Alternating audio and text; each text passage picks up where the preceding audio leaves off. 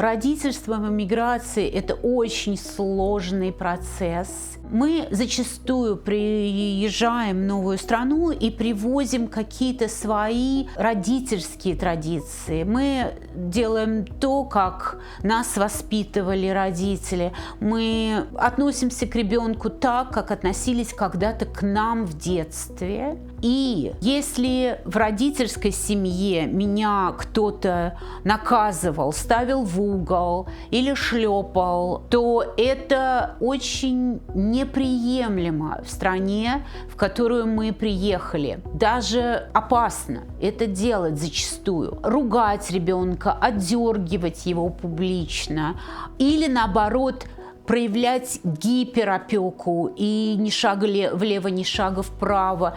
Это очень сложная тема. Это даже опасно в том смысле, что здесь совсем другие подходы к взаимоотношениям в семье, к детско-родительским отношениям. Если ребенок придет и расскажет, что его шлепали или на него кричали, это может вызвать большую проблему для семьи.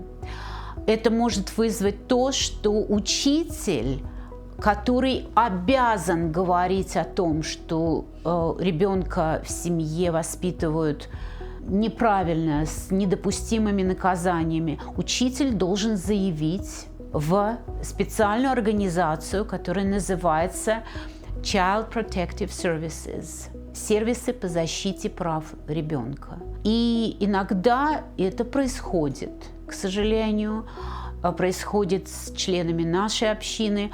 Появляется человек, который у дверей вашего дома, который делает обследование и разговаривает с родителями. То есть если появляется такой сигнал, это очень сложная тема, вплоть до того, что ребенка могут забрать из семьи. Забрать так называемую фостерную семью. Здесь существует такое понятие.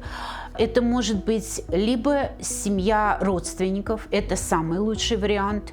Бабушки, дедушки, тети, дяди могут забрать ребенка к себе на какое-то время. Либо это могут быть просто незнакомые люди, которые проходят специальный тренинг и становятся вот этими временными родителями.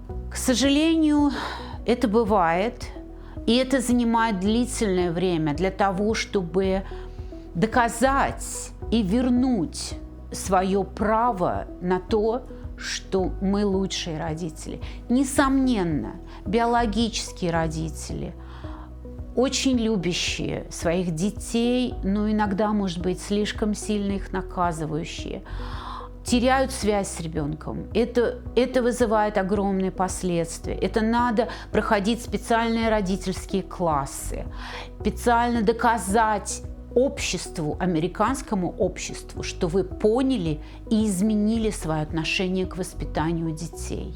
Самая крайняя неблагоприятная ситуация – это когда лишают родительских прав. Но это очень сложный процесс, это не так просто.